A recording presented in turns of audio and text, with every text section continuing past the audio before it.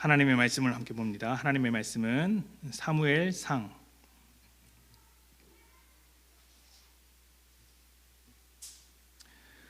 '오늘 우리가 함께 볼 하나님의 말씀은 사무엘상 8장 1절부터 9절까지의 말씀입니다.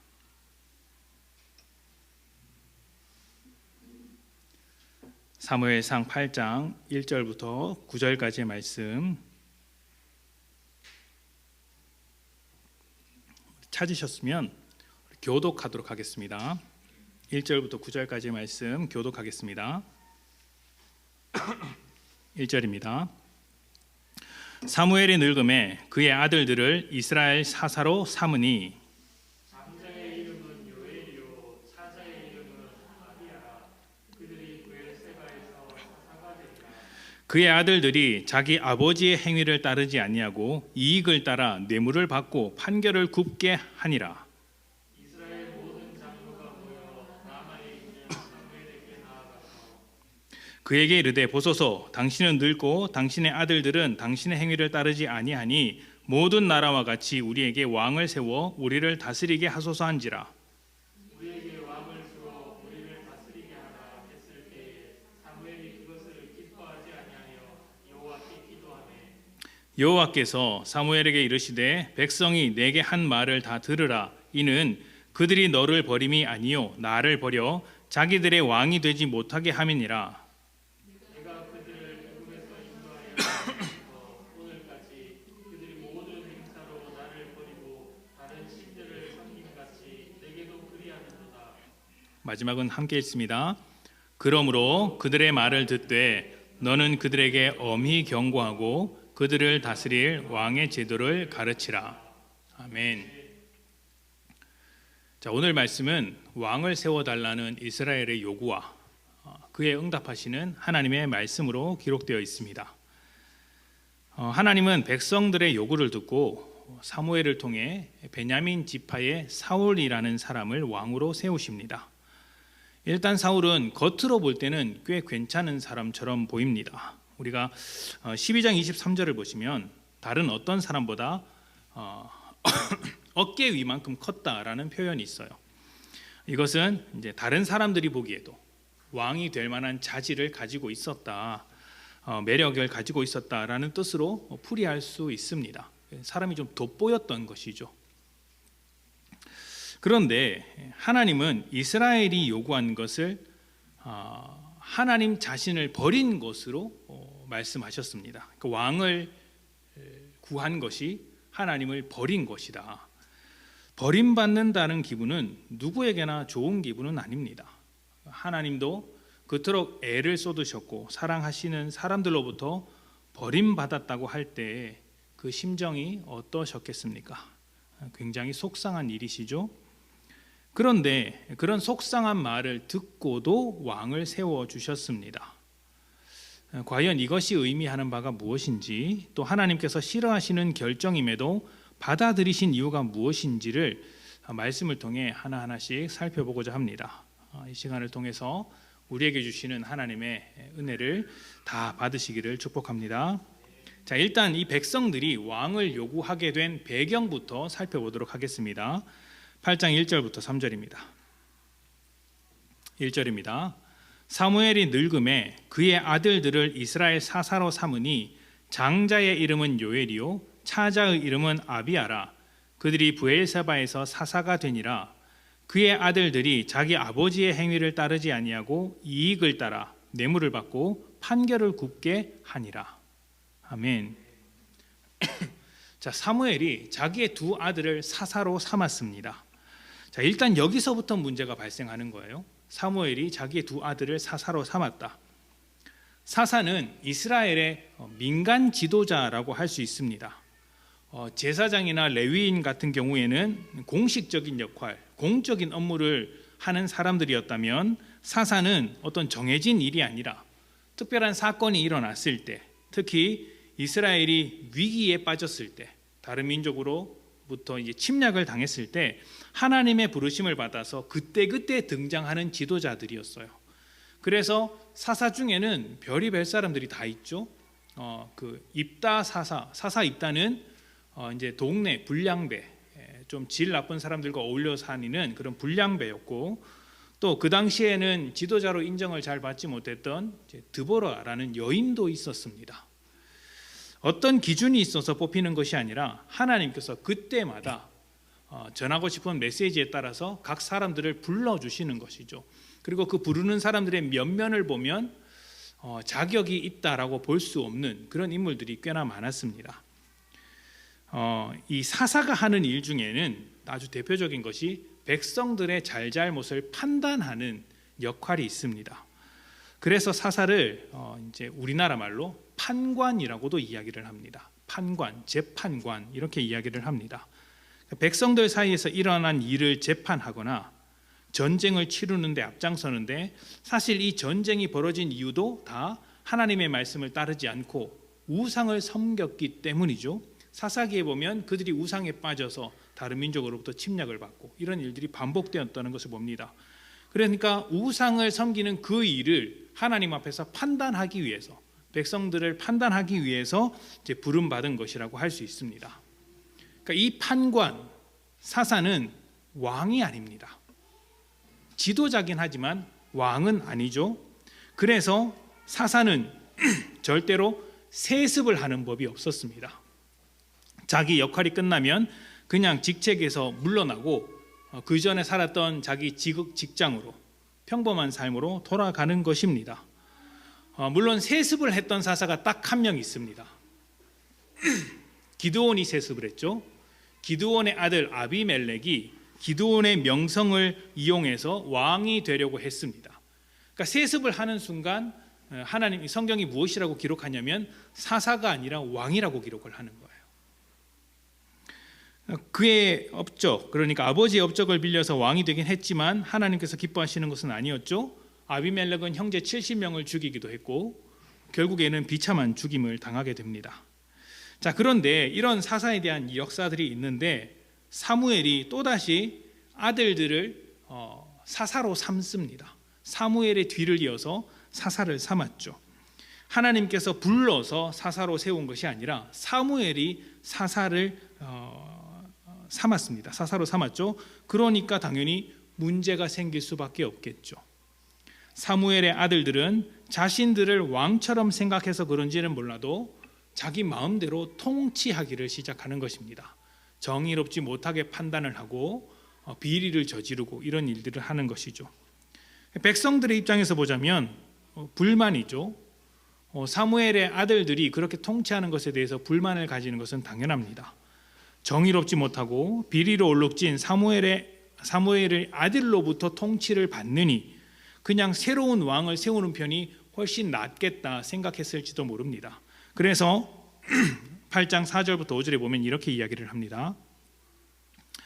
이스라엘 모든 장로가 모여 라마에 있는 사무엘에게 나아가서 그에게 이르되 보소서, 당신은 늙고 당신의 아들들은 당신의 행위를 따르지 아니하니 모든 나라와 같이 우리에게 왕을 세워 우리를 다스리게 하소서 한지라. 아멘. 자, 일단 백성들이 왕을 세워달라고 한 명분은 사무엘의 아들들이 제대로 하지 못했기 때문이라고 할 수 있습니다. 자, 그렇다면 이러한 백성들의 요구가 정당하다고 할 수 있을까요? 어떻습니까? 정당해 보입니까? 정의롭지 못한 아들 때문에 못 살겠으니 왕을 세워달라, 새로운 지도자인 왕을 달라, 이렇게 요구하는 것은 정당하다고 말할 수 있을까요?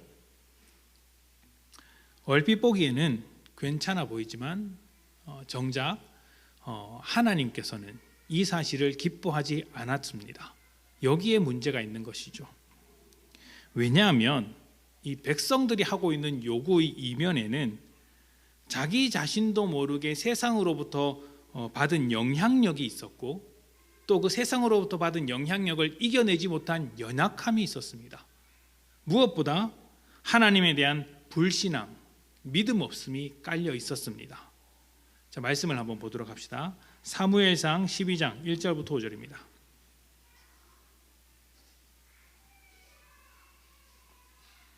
사무엘상 12장 1절부터 5절 다 같이 읽어볼까요? 시작. 사무엘이 온 이스라엘에게 이르되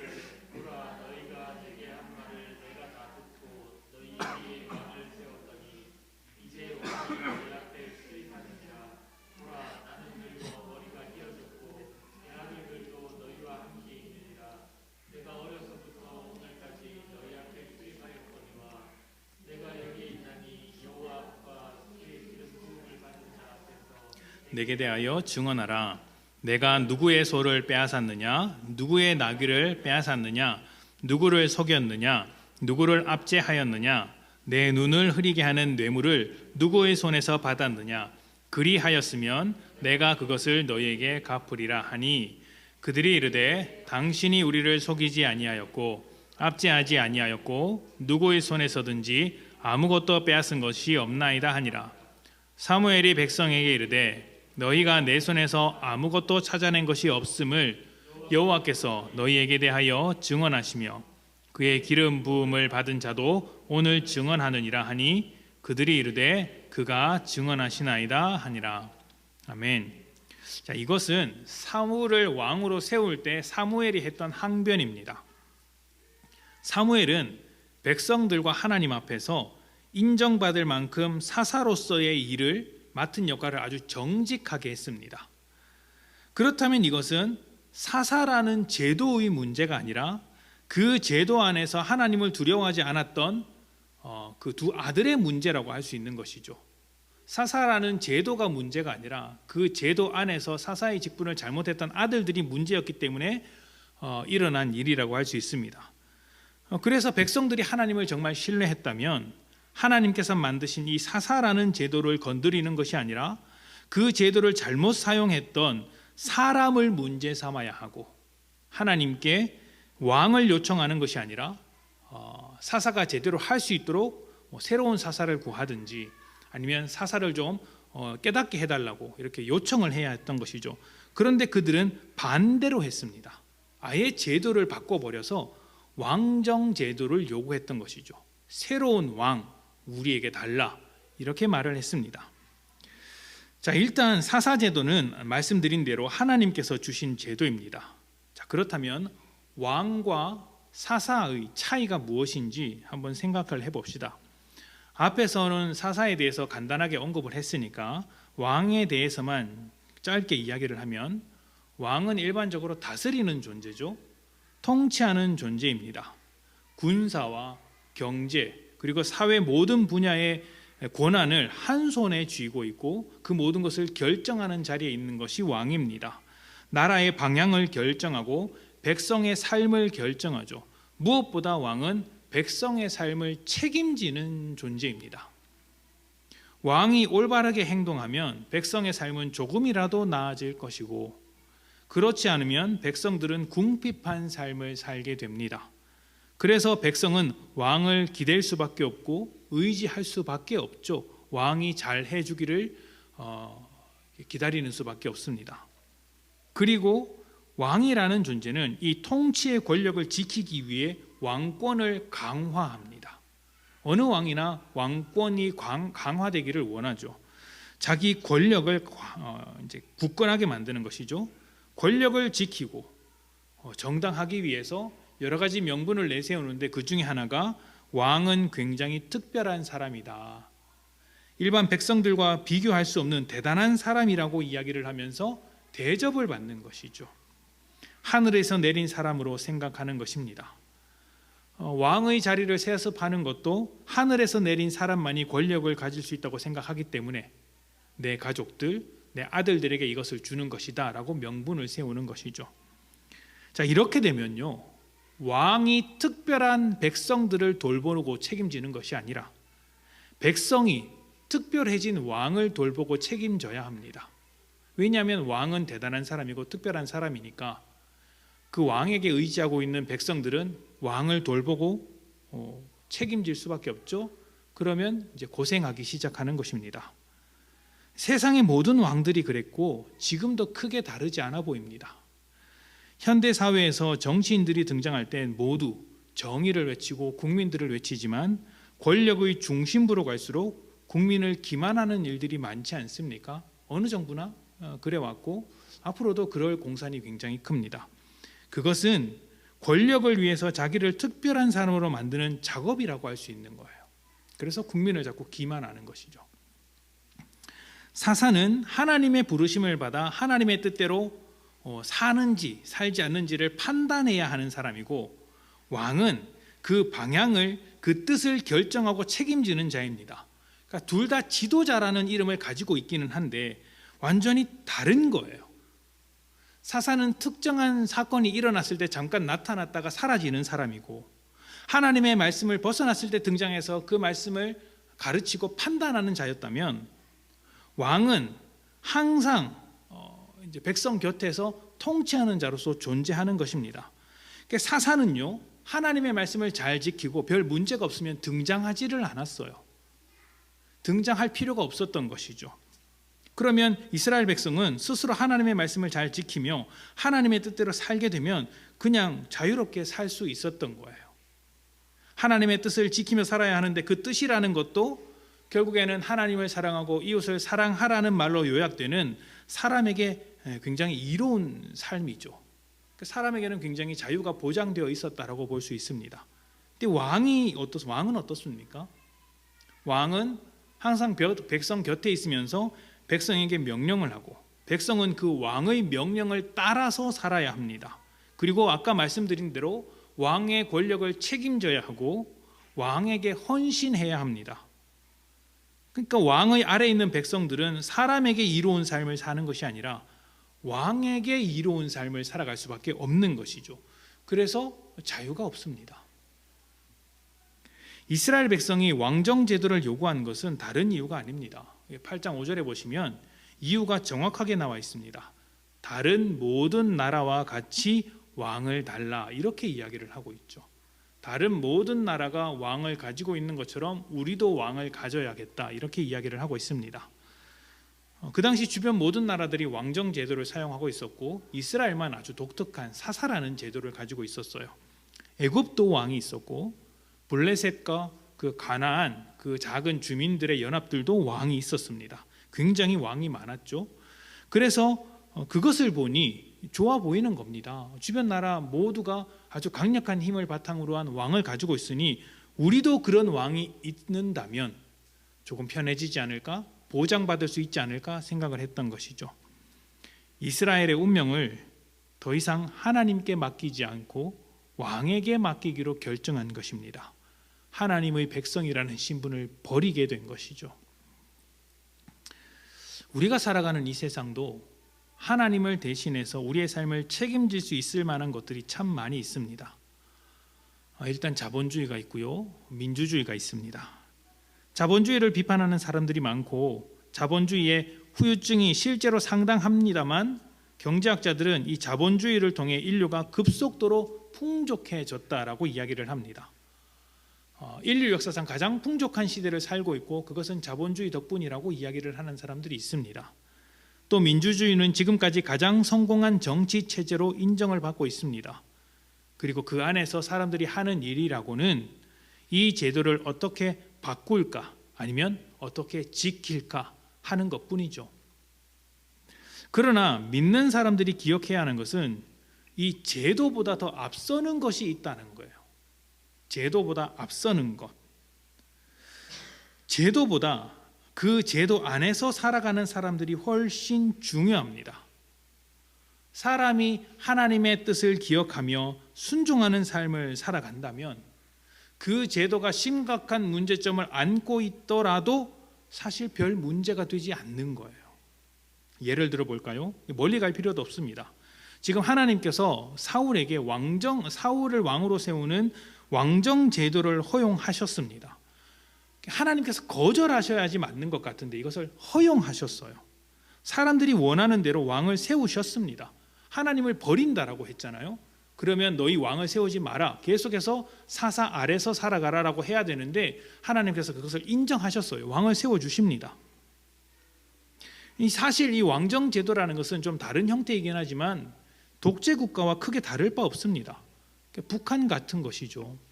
제가 구약 성경을 이제 공부할 때 교수님 중에 한 분이 이렇게 이야기를 하신 적이 있습니다. 자기가 보기에는 다윗이나 김정일이나, 그 당시에는 김정일이었으니까 김정일이나 하등 차이가 없다, 이렇게 이야기를 하시는 거예요. 학생들이 수군수군 거렸죠. 이게 무슨 말인가? 그러니까 정치 체제가 그렇다라는 거예요. 정치 체제가. 자, 그런데 그 왕이 다스리는 나라에 왕이 다스리는데, 그 왕이 나라를 다스리고 있는데 그 왕이 정말 능력 있고 현명하고 정의롭다고 해봅시다. 그래서 아주 기가 막히게 통치를 잘합니다. 그렇다면 어떻습니까? 살만하지 않습니까? 살만하지 않습니까? 자, 북한 이야기를 했으니까 북한의 지도자 이야기를 해봅시다. 북한의 지도자가 어느 날 예수를 믿었습니다. 눈물을 흘리면서 회개하고 이렇게 살면 안 된다고 하면서 하나님의 뜻대로 통치하기 시작했다고 해봅시다.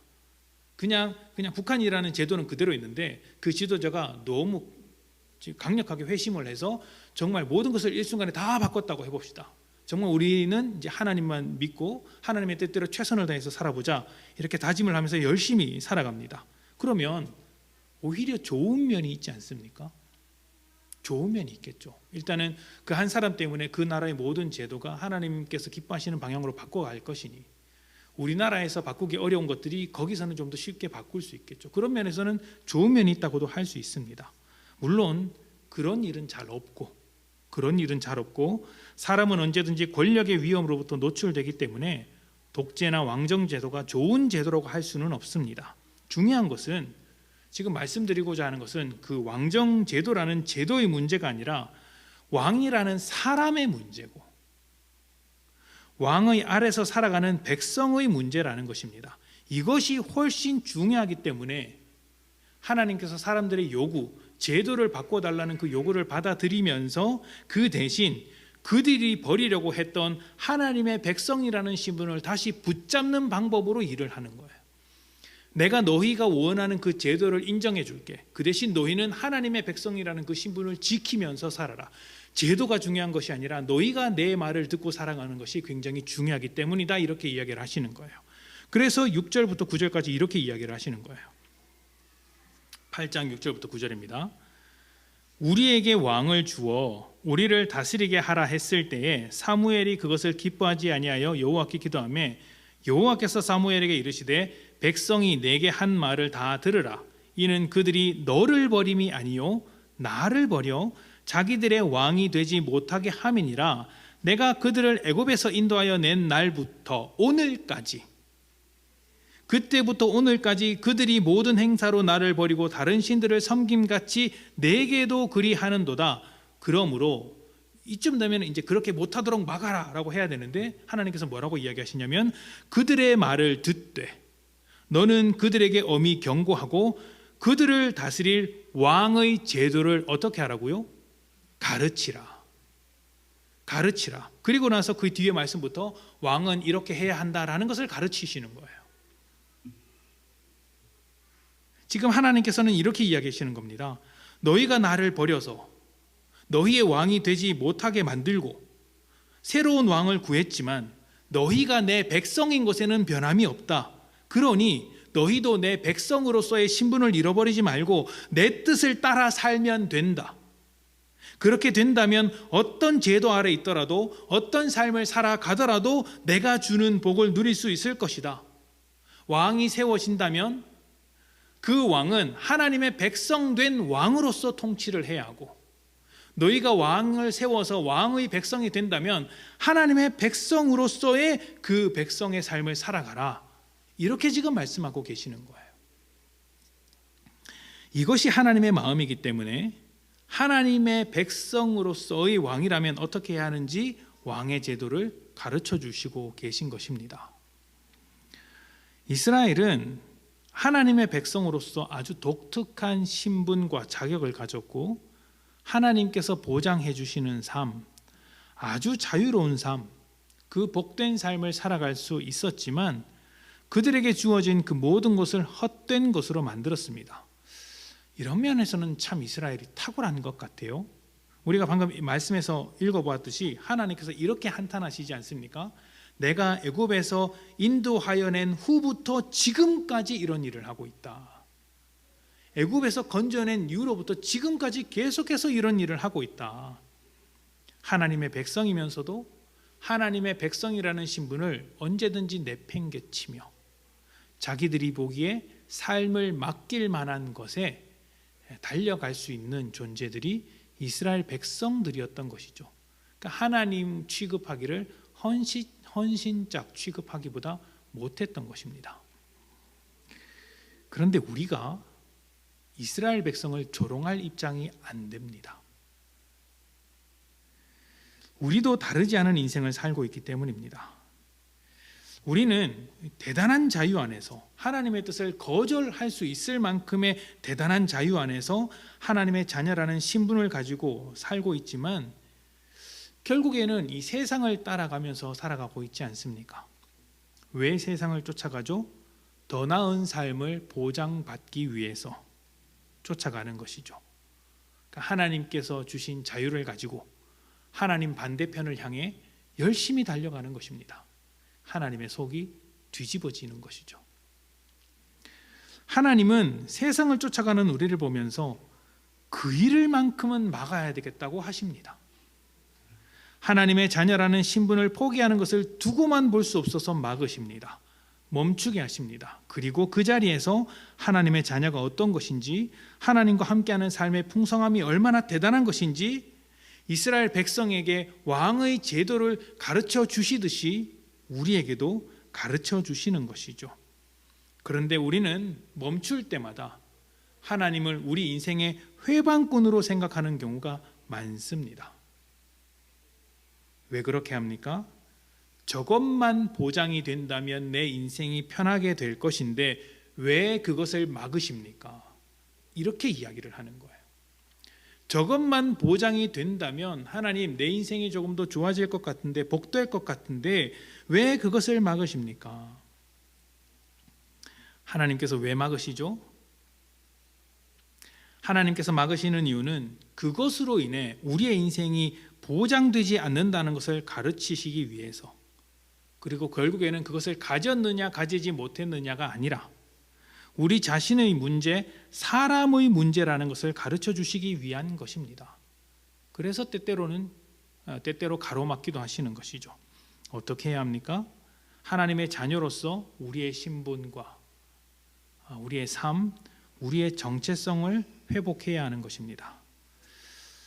사실 신앙은요, 무엇을 해도 괜찮은 겁니다. 무엇을 해도 괜찮은 겁니다.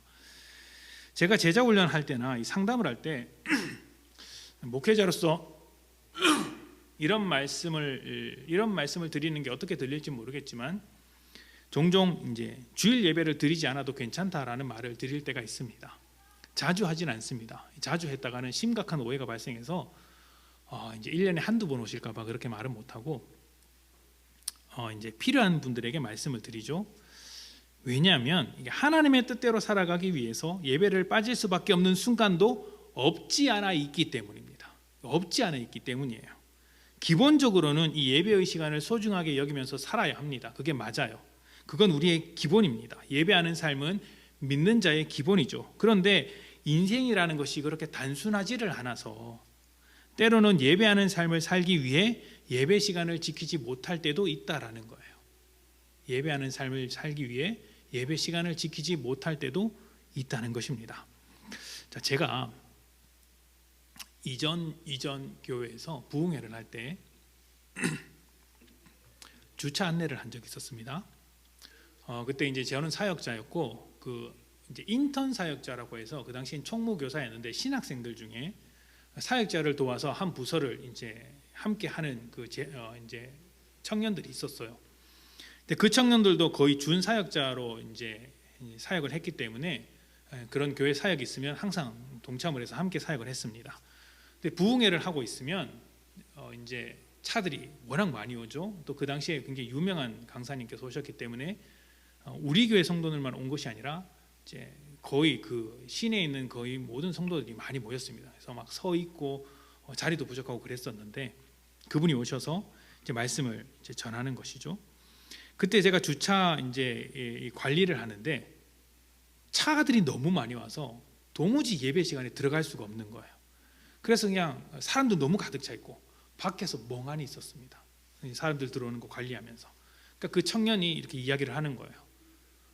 이제 좀 불만을 가지는 거죠. 자기도 들어가서 예배를 하고 싶은데 그 친구가 이제 베이스를 굉장히 잘 치는 친구였고 또 악기를 굉장히 잘 다루는 친구였고 찬양팀에 소속되어 있는 친구였기 때문에 자기도 들어가서 찬양을 하고 싶은데 지금 자기 주차 관리를 이렇게 하고 있어서 너무 속상하다라고 이야기를 하고 있었어요. 제가 뭐라고 이야기했냐면 저기 안에서 들어가는 것만 예배하는 것 같으냐라고 이야기를 했었어요. 그렇다는 거예요. 아니다. 우리가 지금 이렇게 주차 봉사하는 것도 사실은 예배를 드리고 있는 것이다. 성도들이 예배를 잘 드리기 위해서 우리의 시간과 우리의 삶을 하나님께 드리고 있는 것 아니냐. 그래서 말씀을 듣지 못한 아쉬움도 있고 찬양을 드리지 못하고 기도를 함께하지 못하는 아쉬움도 있지만 우리는 주차를 통해서 하나님 앞에 예배를 하고 있는 것이다. 그러니까 너무 아쉬워하지 말라는 말을 한 적이 있습니다. 그러니까 이런 일들도 있을 수 있다라는 거예요. 있을 수 있다라는 거예요. 그러니까 교회가 좀 더 커지면 예배 시간에 누군가는 가서 식사를 준비할 때도 있고 누군가는 안내하느라고 예배 좀 늦게 올 수도 있죠. 근데 그 모든 것이 예배의 일부분인 것이죠. 하나님은 이 예배 장소에서 우리가 찬양하고 기도하는 것만 들으시는 것이 아니라 받으시는 것이 아니라 그 삶 하나하나를 다 받으시지 않습니까?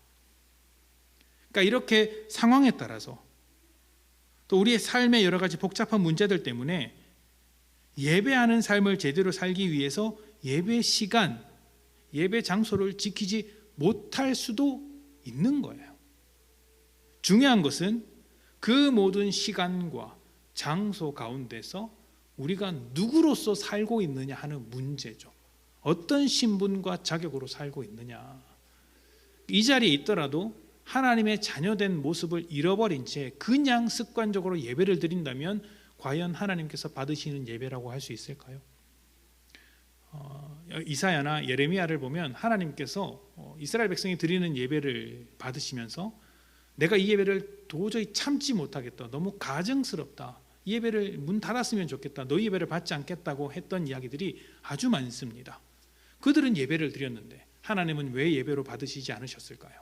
하나님의 사람으로 드리는 예배가 아니었기 때문이겠죠. 형식과 습관으로 드리는 예배였기 때문에 문을 닫고자 했던 것이고 실제로 성전은 그래서 사라져 버렸습니다.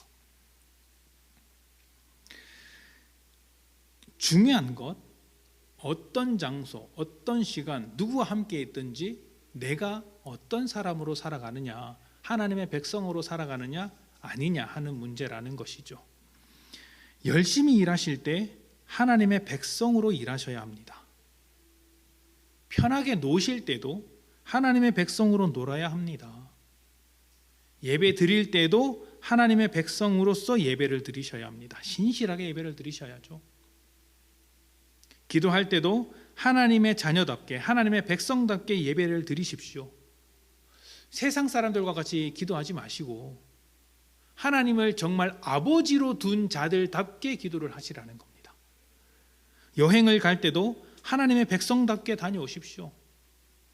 하나님께서 주신 모든 것들을 누리면서 즐겁게 여행을 다녀오시되 그 여행 갔다 오는 그 모든 순간순간마다 하나님 백성다운 삶, 그 열매들을 드러내면서 오는 것이죠. 집에 누워 있을 때도 하나님의 백성으로 누워 계시고 무엇을 하든지 하나님의 백성으로 하는 것입니다. 중요한 것은 우리가 하나님의 백성으로 사는 것입니다. 사는 것. 세상은 왕과 같이 우리의 인생을 보장해 줄 만한 것들을 끊임없이 소개하면서 우리의 마음을 흔듭니다. 너 이것만 하면 돼. 다른 거 신경 안 써도 돼. 그렇게 요구를 하죠. 그리고 하나님의 백성이 아니라 그 인생을 보장해 주는 것 아래서 살아가면서 그 안에서 평안을 찾으라고 이야기를 합니다. 그리고 여러분들이 그것으로 달려갈 때 그것을 막으시는 하나님을 방해꾼, 회방꾼으로 여길 수가 있습니다. 중요한 것은 속지 않는 것입니다. 인생을 보장해 주는 다른 무엇인가를 얻어내서 평안함을 얻는 것이 아니라 하나님의 백성으로서 하나님께서 보장해 주시는 인생이 되었을 때 그 평안함과 기쁨, 그 은혜들을 놓치지 않는 것입니다. 새로운 것이 필요한 것이 아니라 이미 얻은 은혜를 지키면서 하나님의 자녀로서의 신분을 잃어버리지 않는 것이죠. 이것을 잃어버리게 하기 위해서 사단은 오늘도 끊임없이 우리의 삶을 두드리고 깨트리고 흔듭니다. 여기에 흔들리지 않는 것이 참된 믿음입니다. 부탁드리는 것은 세상으로부터 보장받으려는 모든 생각을 내려놓으십시오. 세상은 시대마다 유행하는 것들이 있습니다. 그 유행하는 것을 붙잡지 못하면 내 삶은 불안합니다. 작년 한 해 동안 부동산이 많이 뛰었죠. 집 한 채 없는 사람들은 불안한 것이죠. 주식이 많이 올랐습니다. 주식에 투자하지 않았던 사람들은 불안해집니다. 그 당시만 해도 그랬지 않습니까? 지금은 어떻습니까? 인터넷에서 기사를 찾아보니 다 엄청 이제 떨어지고 있다라는 이야기가 들립니다. 뭐 내일 또 오를지도 모르죠. 또 시간이 지나면 또 내릴지도 모릅니다. 그런 것에 보장받으려고 해서는 인생이 되지 않습니다. 더 중요한 것은 우리 스스로 하나님의 사람, 하나님의 백성이라는 그 신분을 버리지 않고 사는 것입니다. 이게 제일 중요해요. 무엇으로 보장받기를 원하십니까? 이미 보장받은 것을 지키면서 살 것입니까? 아니면 새로운 것을 해서 다시 한번 보장받기를 원하십니까? 가진 것을 잘 지키며 사십시오. 하나님께서 주신 그 신분, 자격을 지키면서 사는 것입니다. 여러분이 언제 어느 자리에 있든지 하나님의 사람으로 살면서 하나님으로부터 보장받는 인생이 되시기를 축복합니다. 함께 기도합시다.